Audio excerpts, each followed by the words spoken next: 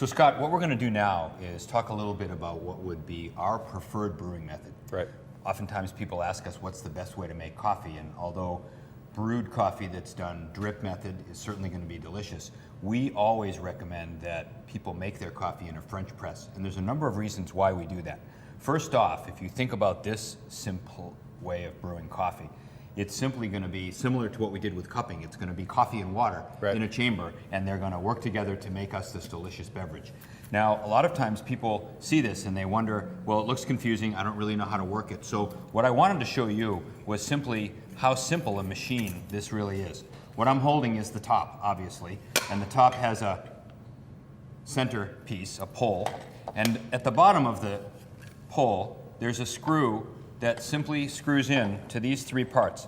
Right. The top plate, the screen, and the bottom plate.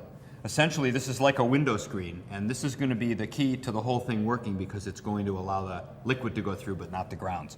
So when I build this, I'm simply going to put the screen in between the two pieces, and then I'm going to put that screw right in to that hole at the bottom, easily, just like that. And then I can simply turn that until it gets tight. And now we have this plate, which is nice and tight. Now you can see right here, what I've done is I've put exactly the right amount of coffee.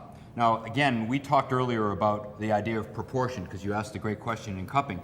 With the French press, the proportion is going to be 2 tablespoons of coffee to every 6 ounces of water. Okay. So this is an 8-cup press, but it's really, it's a 12-cup press, I'm sorry. Essentially what we have is 48 ounces of liquid.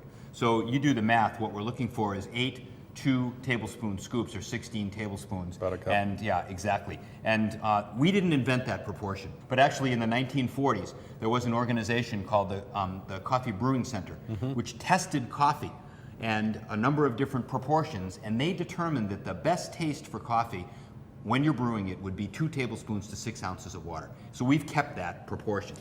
And is that just for French press or for drip also? You know, that works perfectly for drip as well. Okay.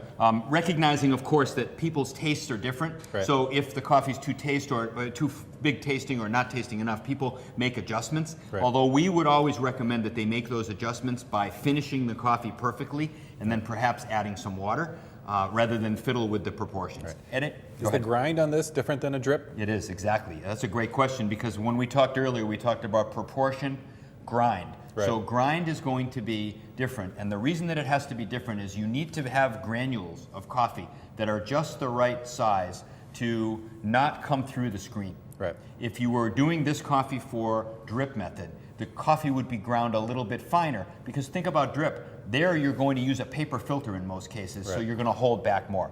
Now this coffee is probably just about ready to plunge, and what I wanted to show you was what we have now is coffee, which is in the water chamber.